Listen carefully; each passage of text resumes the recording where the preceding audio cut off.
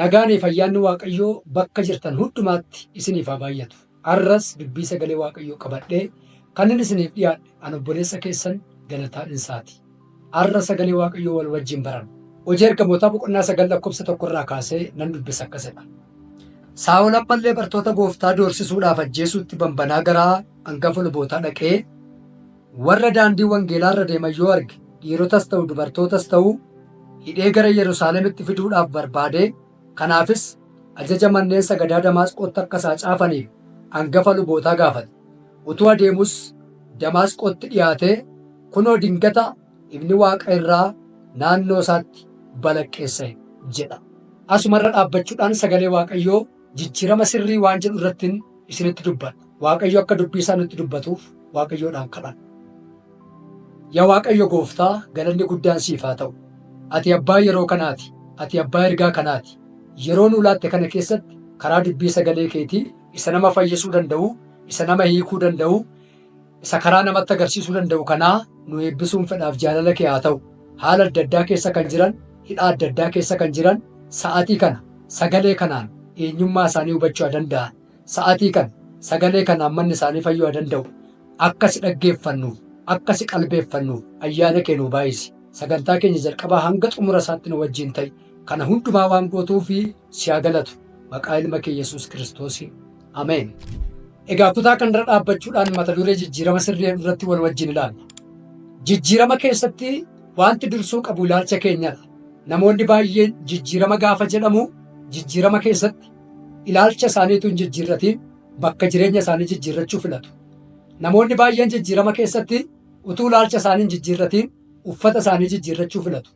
Utuu ilaalcha isaanii hin jijjiirratiin mana isaanii jijjiirrachuu filatu. Jijjiiramni nuun bakka kaleessa turre bakka kan biraatti jijjiirran jijjiirama bakkaataa malee jijjiirama jireenyaa ta'uu hin danda'u. Namoonni tokko tokko jijjiirama barbaaduudhaaf jedhanii baadiyyaadhaa gara magaalaatti gaafa galan jijjiiramni isaan jijjiiraman jijjiirama bakkaa ta'uu danda'a. Garuu jijjiirama jireenyaa ta'uu hin danda'u. Namoonni tokko tokko yaada isaanii samuufaa jijjiiruur, ilaalcha isaanii samuufaa jijjiiruur, uffata isaanii samuufaa jijjiiruutti gammadu. Wanti Waaqayyo nurraa barbaadu inni guddaan ilaalcha keenya akka nuun jijjiirrannudha. Jijjiirama keessatti Waaqayyo eessaa ka'ee nama jijjiira hojjettan mana namaa jijjiiruu irraan jalqabu. Jijjiirama keessatti Waaqayyo lafti inni ka'ee nama jijjiiru ilaalcha namaarraa ka'a. Namoonni tokko tokko jijjiirama ofii isaanii godhatan keessatti maqaa isaanii jijjiirrachuu irraa jalqabu. Mana isaanii jijjiirrachuu irraa jalqabu. Utuu ilaalcha isaanii hin jijjiirratiin. Lafti nuun kaanee of jijjiirruu fi lafti Waaqayyo ka'ee nu jijjiiru walirraa fagoodha.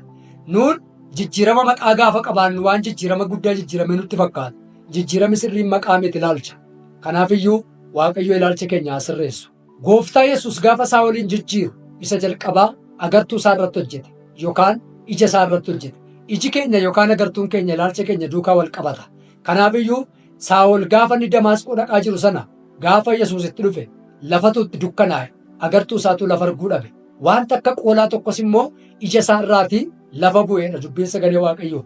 Wanti ija isaa irraa lafa bu'e kun ilaalcha isaa kaleessaa ta'uu danda'a. Wanta agartuu isaa irraa lafa bu'e kun ilaalcha inni namoota kiristaanota ta'aniif qabu sana ta'uu danda'a. Wanti beekamu hin jiru. Waaqayyo ilaalcha keenya irraati har'aa waan tokko haa baasu. Gabaabumatti waa'ee jijjiiramaa hubachuudhaaf nama gaggabe tokko irraa ilaaluu dandeenya. Namni gaggabe tokko yeroo jijjiirama sirrii fiduu barbaadu akkas godha. Namichi hin gaggabe namoonni achi jiran immoo fuudhanii buufata fayyaatti isa geessu. Gaafa buufata fayyaatti isa geessan namichi akka nama du'aa ta'ee yookaan immoo akka nama reeffaattidha kan inni ciisu. Sababiin isaa ofis hin beeku, namas hin beeku namichi kun gaggabee jira. Kanaafiyyuu jijjiirama fiduudhaaf gaafa jedhu namichi kun wantoota gurguddaa 3 godha. Isa jalqabaa lafuma ciisu sanaa yaala buufata fayyaa sana keessatti argateenis ta'ee yeroon gaggabduu isaa sun irra gaafa darbu fayyuudhaaf gaafa jedhu harka isaatiif miila isaatiin sochii jalqaba. Jijjiirama jechuun baajata qabaniin, humna qabaniin, dandeettii qabaniin lafa jiraatanii sochii jalqabu jechuudha.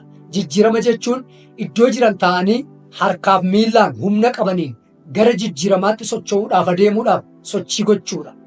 Lammaffaa irratti namichi gaggabe kun erga sochii godhee booddee ol jedhee taa'ee namoota isa bira jiraniin eessa jirraa? Maal hojiin dhufe? Eenyutu na fide? Iddoon kun eessadha jedhee gaafata. Namoonnis immoo eessa akka inni jiru? Maaliif akka inni dhufetti himu? Jijjiirama jechuun eessa akka jiran ta'anii ilaaluudha. Eenyu duukaa akka jiran ta'anii ilaaluudha. Jijjiirama fiduu keessatti wanti nurraa eegamuu qabu inni guddaan tokko eenyu duukaa akka jirru, eessammoo akka jirru, maaliif immoo iddoo jirru kan akka dhufne sirriitti naannessinee hubachuudha. Eessa akka jirru sirriitti of hubachuu fi of ilaalu. Namichi kun sadaffaa irratti akkas godha. Gaafa jijjiirama fidu. Ani fayyeera, of bareera, kaa hin gallaa'edha. Namichi kun kan inni akkas jedhuuf lafti inni jiru sun lafa mana isaati akka inni hin taane waan beekeef. Lafti inni jiru sun lafa inni jiraachuu qabu waan miti waan ta'eef akka fayyee ofitti amaneera waan ta'eef mana isaa sirriitti galuudhaaf hin gallaa'edha. Namni jijjiirama dhugaa fide tokko namni gale dheessan rakkisu waan badaa keessaa, dirree hin taane keessaa, biyya hin taane keessaa, araada hin taane keessaa gale dhee namni san rakkisu nama jijjiirama fide tokko, nama laalchisaa jijjiirame tokko namni itti gali hojjedhu adaraa akkas godhee ittiin dhiibu namni ilaalchi sirrii qabu tokko. Namni jijjiirama sirrii jijjiirame tokko ofii isaa in hojjennadhee hojiitti nama galcha. Ofii isaa in galladhee lafa sirriitti nama galcha. Kanaaf jijjiirami sirriin ilaalcha irraa ka'a. Waaqayyo ilaalcha keenya haa sirreessu. Baay'een keenya hojii adda addaa qabna. Baay'een keenya hojii adda addaa keessa oolla. Garuu hojii keessa oolla malee, hojii garaagaraa qabna malee jijjiirama sirrii hin qabnu. Maaltu jijjiirama sirrii nu dhoowwata? Tokko jijjiiramaaf yeroo dhabuudha. Namoonni baay'een karoora jijjiiramaa qabu malee yeroo jijjiiramaaf hojjetan hin qaban. Namoonni baay'een an nama akkasiin ta'a, an jijjiirama akkasii fiduun qaba jedhu malee waan ittiin hojjetanii jijjiiramuu danda'anitti hojiitti hin galani. Dirree hawwii keessa jirra malee baay'een keenya dirree hojii keessa hin jirru. Nama guddaa akkasii ta'uun qaba jennee waa'ee keenya tilmaamna malee baay'een keenya hojii nama guddaa nu godhu hojjetaa hin jirru. Jijjiiramaaf yeroo dhabuun akka nun hin jijjiiramne nu godha. Hojii ergamootaa boqonnaa 9:9 irratti Saa'ol jijjiirama gaafa jijjiiramuudhaaf jedhu gaafa Waaqayyo maqaa isaa jijjiiruu barbaadu guyyaa 3 halkan 3 waan tokkoyyuu hin nyaanne hin dhunne. Yeroon sun isaaf yeroo jijjiiramaa ture. Kanaafiyyuu fuula Waaqayyoo turen kadhataa ture. Kanaafiyyuu jijjiirama keessatti yeroo jijjiiramaa qabaachuun baay'ee murteessaadha. Biyya lafaa kanarratti jireenya isaa keessatti jijjiirama fiduun kan beekamu keessaa tokko Joobiradha. Joobirri humni isaa hin haareffama. Ofiima isaa humna isaa haareffata. Utuma baallee fayyaa qabu, utuma qeensa fayyaa qabu, utuma humna guutuu qabu, balali'uu dhiisee, barrisuu dhiisee kattaatti gala. Gaafa kattaatti galu guyyaa 150 kattaa keessa jiraata. Guyyaa 150 kattaa keessa taa'u kana keessatti qeensa isaa ofirraa caccabsa. Baallee isaa isattiin barrisuu sana ofirraa caccabsa. Guyyaa 150 keessatti garuu qeensa haaraa biqilcha. Guyyaa 150 keessatti baallee haaraa biqilcha. Achi keessaa gaafa ba'u waggaa 30 kaasee hanga waggaa 40 ta'uu kan danda'u balali'uu danda'a. Joobirri kun jijjiirama ofirratti fida ofiisaa. Yeroo jijjiirama fiduuf kattaatti galu mixiitu irra yaa'a. Simbiratu isa gararraa barrisa. Yeroo sana waan du'e fakkaata, waan humna dhabe fakkaata, waan barrisuu hin dandeenye fakkaata. Jijjiiramaaf yeroo fudhattu, jijjiiramaaf yeroo murteeffattu, jijjiiramaaf yeroo manatti ol deebitu, jijjiiramaaf yeroo dirree hojiitti galtu waan hiriyyaa hin qabne fakkaata. Jijjiiramaaf yeroo hojiitti galtu waan muudii hin qabne wayii fakkaata. Jijjiiramaaf yeroo of haaressuudhaaf, of jijjiiruudhaaf yeroo dirree hojiitti seentu waan haala hin beekne wayii tokko fakkaata. Jijjiirama keessatti of haaressuun gahee guddaa qaba. Wanti jijjiirama nu dhoowwatu inni lammeeffaan maalidha yoo jettan sodaadha. Namoonni baay'een hin sodaatu. Jireenya isaanii keessatti sodaa haalotaa qabu namoonni baay'een gatii sodaataniif jijjiirama fidan. Warri baratan nan baradha murteessanii erga ka'anii booddee barumsa sana keessatti dhaqee yoon kufee oolu. Barumsa sana keessatti dhaqee yoon haa ta'uu didee oolu hin sodaatu. Warri daldalan dhaqeen daldala, dhaqeen hojjedha, dhaqeen akkas godha jedhanii murteeffatanii manaa ka'u. Erga ka'anii erga karaarra bu'anii booddee yoon kassaree'u, yoon saamamee'u, yoon dirree hojii kanaa keessatti yoon harka duwwaatti hafee'u of sodaachisu. Sagalee sodaa ofirratti lallabu. Hin sodaatiin jijjiiramaa murteeffadhuu ka'i. Jijjiirama keessatti wanta akka nun hin jijjiiramne nu godhu. Jijjiirama keessatti wanti jijjiirama nu dhoowwatu inni guddaan ejjennoo dhabuudha. Sodaachuudha. Waaqayyo gooftaan warra jijjiirama keessatti murteeffatee ba'u nuunaa taasisu. Maatewos boqonnaa 25:25 irratti fakkeenya tokko gooftaa Yesuus dubbatee ture. Warra hojjetoota isaatti gooftaan isaanii akka humna isaaniitti qabeenya adda addaa hojjetanii kan isaan ittiin of jijjiiruu danda'an isaanii kennee ture. Isa tokkotti 5,000 kennee ture. Isa tokkotti 3,000 kennee ture. Isa tokkotti 1,000 kennee ture. Garuu jarri kun akka isaan hojjetaniif jijjiiran barbaada gooftaan keenya Yesuus Kiristoos fakkeenya kana gaafa inni dubbatu gooftaan jara kanaa akka isaan hojjetanii of jijjiiran barbaadeetu isaanitti kennee gara biyya kan biraa dhaqa. Namichi kun gaafa deebi'ee dhufu eenyu akka hojjeteef jijjiire attamitti akka hojjetaniif jijjiiran ilaaluudhaaf gaafa dhufu abbaa 5,000 itti kenne gaafa gaafatu dachaa buufatee itti kenne. Isa tokkos gaafa gaafatu dachaa buufatee itti kenne. Namichi inni tokko garuu lafa keessa qotee awwaalee baasee fuudheetu ganzaba isaatti kenne yookaas immoo ammuma inni kaleessatti kenne sana fuudhee gooftaa isaa sanatti laata. Namichi kun sodaa waan qabuufi hojjedhee yoon harkatti badee, hojjedhee yoon kassaree, hojjedhee yoon immoo lafan fiduu dhabee, yoon harkatti gatii dhabee waan jedheefi akka hiriyoota isaa akka namoota warra kaanii hojjetee jijjiiramuu hin dandeenye. Hin sodaatiin hojiitti gale. Jijjiirama keessatti sodaachuu dhiisuun milkaa'insa fida. Jijjiirama keessatti sodaachuun garuu kufaatii guddaa fida. Sodaan jireenya namaa keessatti kan jalqabu gaafa Waaqayyo wajjin wal dhabanidha. Namni sodaatu nama Waaqayyo duukaa jiru miti. Nama Waaqayyo isa duukaa jiru miti. Namni Waaqayyo duukaa jiru sodaatu. Hojiitti galeen sodaatu. Namni Waaqayyo duukaa jiru. Namni Waaqayyo isa duukaa jiru in hojjeta sodaan qabu. Yoon hojjedhee milkaa'ee milkaa'insi koo Waaqayyoodha. Yoon hojjedhee bu'aa gaarii argamsiise inni bu'aa gaarii naaf kenne Waaqayyoodha. Waan hin ta'u hundumaa kan godhu Waaqayyoodha. Namni Waaqayyo duukaa hin jirre garuu sodaata. Jireenya Waaqayyo keessa harka hin qabne gaafa jiraachuu jalqabnu sodaan jireenya keenyatti gala. Yeroo jalqabaaf sodaa wanti jedhu jireenya namaa keessa kan dhufe uumama boqonnaa 3 keessattidha. Addaamtu yeroo jalqabaaf akkasidha.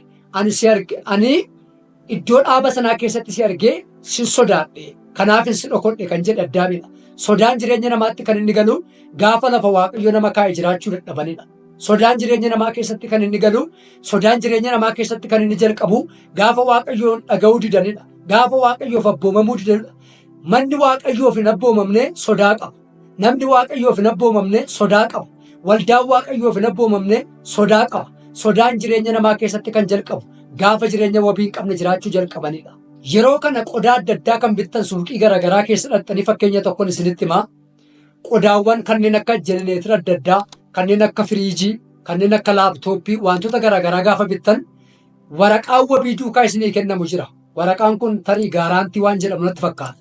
Waraqaan wabii wajjin isinii kennamu kun qodaan kun yoo hojii dhaabe yookaan yoo hojjechuudhaaf isin rakkise hanga ji'a ammasiitti amma waggaa ammasiitti deebitanii dhuftanii jijjiirrachuu dandeessu kan jedhu waraqaan wajjin namaa kennamu jira. Waraqaan kun yoo hojii kompiitarri bitame kun yoo gubate, firiijiin bitame kun yoo gubate, yoo hojii ala ta'e jijjiirrachuu akka dandeessaniif waraqaa wabii isinii kennamudha. Namni tokko gaafa waraqaa wabii kana wajjin qodaa kana bitatee galu fakkeenyaaf ji'a 6 jedhamee kennameef yoo ta'e fudhatee gaafa mana isaatti galu sodaan qabu amma ji'a 6tti waan sodaatu hin qabu. Paaworii ibsaa guddaa irratti dhufee na jalaa gubadheen sodaatu. Yoo dhufee irraa jalaa gubes maal qaba waan ta'eef waraqaa wabii fudhatee mana isaa keessaa qabu qaba. Yoo nama ji'a 6tti hojii dhaabeef shakkiif sodaan qabu. Dhaqee jijjiirrachuu danda'a waan ta'eef amma ji'a 6tti akka barbaadetti fayyadama. Amma ji'a 6tti akka argetti fayyadama. Waraqaa walii galtee ji'a 6tti jijjiirrachuu dandeessa. Ji'a 6 asitti jedhu waan qabuuf hin sodaatu. Shakkii hin qabu. Sodaan jireenya isaa keessatti hin dhaga'amu. Sodaan mana isaa keessa hin jiru. Namichi kun amma yoomiittidha? Amma ji'a 6tti. Amma waraqaan mana isaa keessa jiru kun irratti ispaartii ta'uu danda'utti hin sodaatu. Ji'a 6 booddee garuu namichi kun lafuma ibsaan hin jirre keessatti hin gubataa jedhee sodaata. Lafa duwwaa keessatti na harkatti cabaa jedhee sodaata. Maaliif jennaan yoo isa harkatti cabe qodaan kun kaampaaniin itti gurgure kun keessaa harkan qabu.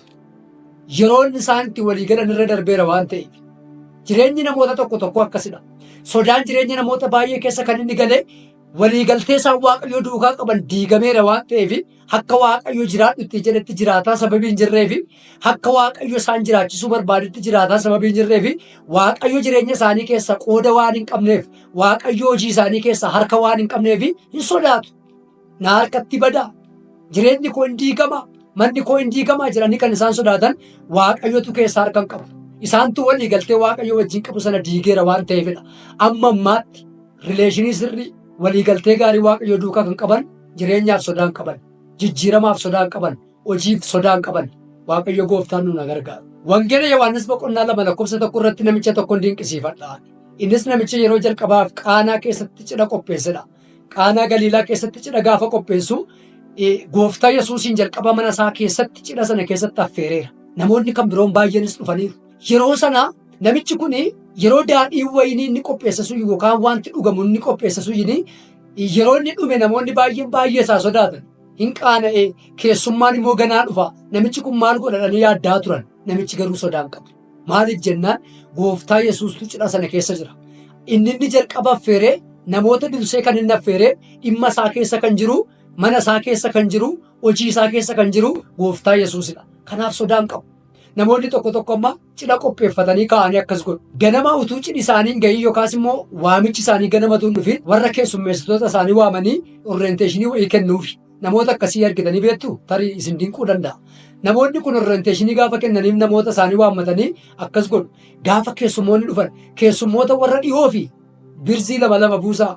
Keessummoota warra fagoodhaa dhufaniif immoo sadi sadii godhaa. Warra ollaa baay'ee dhiyoo ta'aniif immoo tokko tokko buusaa jedhaniif gorsamu.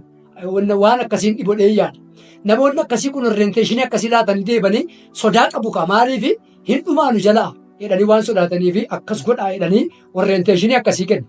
Gaafa waamichi yaa'ee dhufee daasii keessa guutee mana keessa guutee dunkaana walitti qabamaaf qophaa'e sana keessa guutee ta'u immoo keessa deeme akkasidha sagalee sodaadhaan. Nyaadhaa dhugaa addana fidaa buusaa fi warra kanaaf kennitaniittu jedha keessa deeme hin sobaamu. Ganama garuu laman dabarsiinaa sadii buusaa tokko buusaa jedhee ganama orrenteeshinii kenneera. Sodaataadha jireenyi isaa hin dhumadhee waan sodaateef hin dhumadhee waan yaadda'eef. Namoonni baay'een afaanumaanii jiran jabaadhan jijjiiraman qaban waaqayyo na wajjin jiran malee namoonni baay'een mana isaaniif sodaa qabu. Namoonni baay'een bulchiinsa isaaniif sodaa qabu. Namoonni baay'een tajaajila isaaniif sodaa qabu. Raafamaadha keessa isaanii sobanii garuu an jira waaqayyo na wajjin jira ani waaqayyo duukaan jira.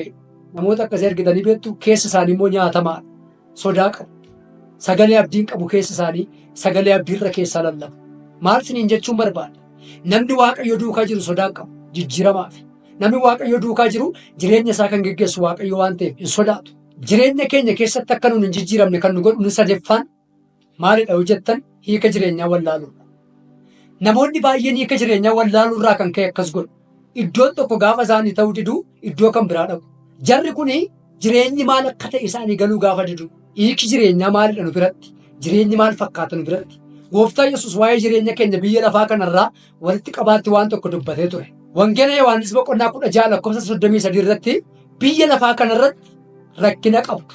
Ani garuu biyya lafaa kana mo'eera jedhe gooftaan Yesuus. Biyya lafaa kanarratti maal qabdu? Rakkina qabdu.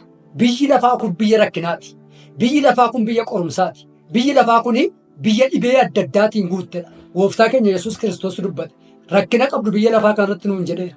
Kanaaf iyyuu biyyi lafaa kun biyya qorumsaa fi biyya gadadoo adda addaa qabu. Jireenya jechuun maal jechuudha? Walitti dabalama gaddaaf gammachuudha jechuudha. Erga biyya lafaa kanarra qorumsi jira ta'ee gammachuunis jira. Akka itti fufnee gammannettis biyya lafaa kanarra hin jiraannu.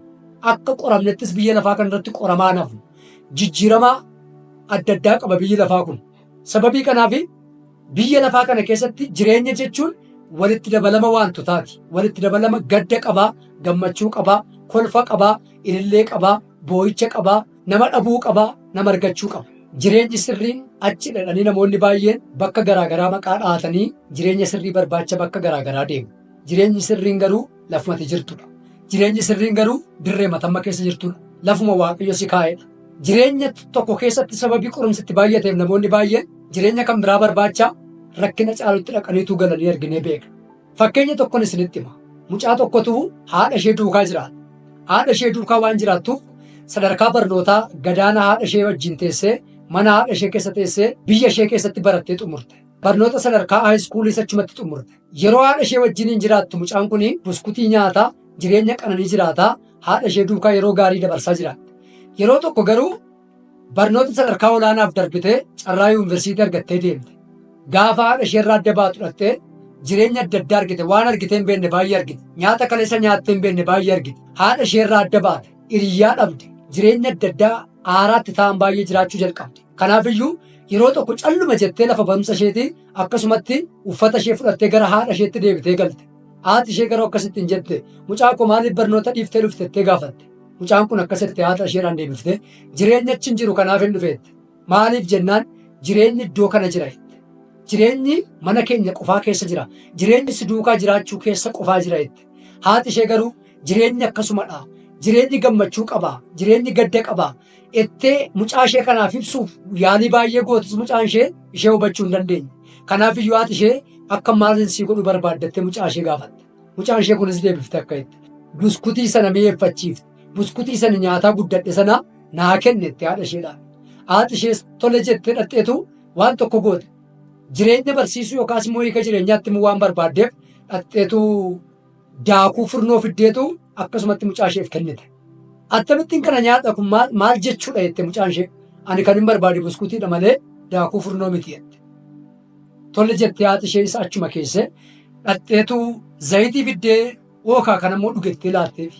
Mucaan ishees baay'ee aartee akkamittiin zayitii dhuga zayitiin hin dhugamu ani kana hin barbaadu kun hin barbaachisu jette. Tole jettee haati ishee achuma keesse dhaqxeetu ashaboo fiddee kanaan afaan kee mi'eeffadhu jettee laatteef. Mucaan ishees baay'eetti aartee haadha isheetti dheekkamte akkamittiin ashaboo nyaadha jette. Isa booddee haati ishee tole jettee ashaboo achuma keesse egaa bishaan kana dhugi jettee mucaa isheef kennite. Ammayyuu mucaan kan barbaadaa jirtu buskutiidha. Haadha isheedhaan akkas jette. Maaliin godhadha bishaan dhugee kan hin barbaadu sirraa buskutiin barbaada jette. Isa booddee daqiiqaa 5 na eegi jette haati ishee. Daqiiqaa 5 na eegi jettee gara mana hojiitti ol deebitee daakuu isicha isheen hin nyaadhu jettee didde sana fuutee waan keessatti bukeessuu dandeessutti gannatte. Bishaan isa isheen didde immoo fuutee isatti gadi natte. Isa booddee daakuuf bishaaniin waliin maktee bukeessuu jalqabde. Ashaboo isheen hin barbaadu jettee deebifte sana immoo fuutee waan bukeessite sanatti natte. Zayitii isicha isheen hin barbaadu jette sana immoo fuutee biradistii abiddarra keessatti gannatte. Isa booddee yeroo muraasa booda bukicha fuutee zayiticha keessa buufte. Waan hundumaa erga walitti dabaltee booddee buskutii hojjettee fiddee mucaa isheef kenne. Mucaan ishee harka cabdee fi kana barbaade bakka asirraa jette. Kunoo wanta ni barbaadu kanadha jette. Nyaanni sirriin kanadha jette. Wanta sirraa barbaadus wanti hin barbaacha dhufes kunoo isa kanadha jette. Ati buskutii nyaataa ani immoo waa'ee jireenyaan sitti hima jette haati ishee. Mucaa ishee buskutii kennitee mucaan buskutii nyaataa jireenya jechuun mucaa koo jette. Walitti dabalama wantotaati jette. Wanti itti sila barbaachisu jettee na rukutuuf turte. Wanti itti sila natti dheekkamaafii turte. Wanti itti sila narraa balleessi fageessi dhangalaasi gadi naan jedhaa turte waan itti amma nyaataa jirtu waan itti gammaddee nyaataa jirtu kana keessa jira. Wantoota itti jibbite baay'ee walitti dabalamanii kana ta'an jette. Wantoonni nuuni yeroo baay'ee jibbinu walitti dabalamanii dhumarratti waan nuun jaallannu ta'u.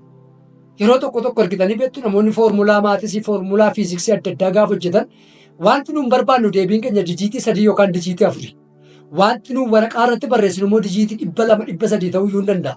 Waraqaa tokko gadi baafnee 2 gadi baafnee foormulaa garaagaraa hojjennaa dhumarratti garuu dijiitii 5 yookaan dijiitii 4 arganna. Waan nuun barbaannutu waan nuun hin barbaanne garas jira. Wanti nuun barbaannu waan nuun hin barbaanne garas jira. Mi'aa barbaadda taanaan hadhaatu mi'aa garana jira. Wanti itti barbaaddu mi'aan hadhaa garas jira. Ifa barbaadda taanaan dukkanatu garana jira. Dukkana keessa dabartee ifa argita. Jireenya jechuun walitti dabalama wantotaati. Jireenya jechuun waan baay'ee danda'uu gaafata. Jireenya jechuun waan baay'ee obsuu gaafata. Kiristaanummaa keessatti namoonni baay'een hiika jireenyaatu isaaniif hin galu. Kiristaanummaa keessa dhukkubni jira. Kiristaanummaa keessatti qoramuun jira. Kiristaanummaa keessatti namaa gadi ta'anii ilaalamuun jira. Kiristaanummaa keessatti qorumsa garaagaraatiin yaaddoo garaagaraatiin mudatamuun jira. Chaayilenjii qaba. Garuu dhumarratti jireenya mootummaa waaqarraa nama badhaasa. Jijjiirama sirrii keessatti wanti jijjiirama nu dhowwatu inni kan biraan karoora dhabuudha. Akkuma sila isinitti dubbadhee ture. Jireenya keenya keessatti baay'een keenya har'a bullee boreessa akka walliyyuu hin beekne. Namoota tokko argitanii beektu ammas karaatti itti dhuftanii nagaa erga gaafattanii booddee dhimma wayiifis barbaade mee boreessa waltattanii gaafa isin gaafattanii mataa isaa qachaa mareefu eessa noola laata boreessa noola qoy ganaan murteessee sitti maa'edha. Nama lafa booroolliyyuu hin beekne baay'eetu jirachuu barbaade waa'ee egeree isaa waa'ee waggaa dhufuu waa'ee ji'a dhufuu miti boreessa akka oolu galgalarraa eessa akka bulu namni hin beekne baay'ee jira. Karoora dhabuun akka nuun hin jijjiiramne nu godha. Baay'een keenya karoora hin qabnu. Namoonni tokko amma Waaqayyo qarshii naa kenni Waaqayyo qarshii naa kenni jedhanii kadhatu yeroo hundumaa. Utuu Waaqayyo immoo kana fiigaa dhufee qarshii miliyoona 1 sii kenneera maal ittiin gochuu barbaadda ittiin jedhee qoy galee maatii keenya gaafadhee sitti maa'e. Qoy ganaan mari'adhaa jedhu.